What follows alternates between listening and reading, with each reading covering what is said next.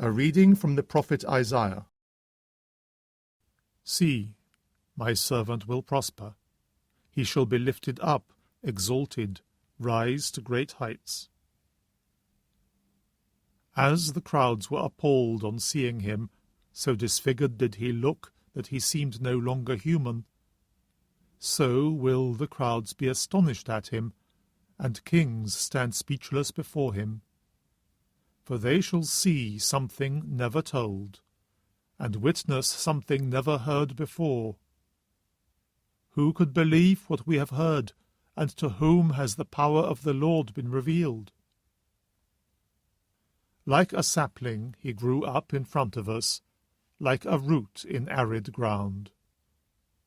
Without beauty, without majesty we saw him, no looks to attract our eyes, a thing despised and rejected by men, a man of sorrows and familiar with suffering, a man to make people screen their faces. He was despised, and we took no account of him. And yet ours were the sufferings he bore, ours the sorrows he carried. But we thought of him as someone punished, struck by God and brought low.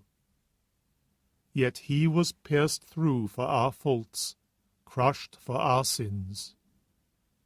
On him lies a punishment that brings us peace, and through his wounds we are healed. We had all gone astray like sheep, each taking his own way, and the Lord burdened him with the sins of all of us. Harshly dealt with, he bore it humbly. He never opened his mouth. Like a lamb that is led to the slaughterhouse, like a sheep that is dumb before its shearers, never opening its mouth. By force and by law he was taken. Would anyone plead his cause? Yes, he was torn away from the land of the living, for our faults struck down in death. They gave him a grave with the wicked, a tomb with the rich, though he had done no wrong, and there had been no perjury in his mouth. The Lord has been pleased to crush him with suffering. If he offers his life in atonement, he shall see his heirs, he shall have a long life, and through him what the Lord wishes will be done.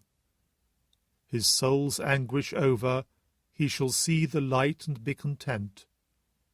By his sufferings shall my servant justify many, taking their faults on himself. Hence I will grant whole hordes for his tribute. He shall divide the spoil with the mighty, for surrendering himself to death and letting himself be taken for a sinner, while he was bearing the faults of many, and praying all the time for sinners.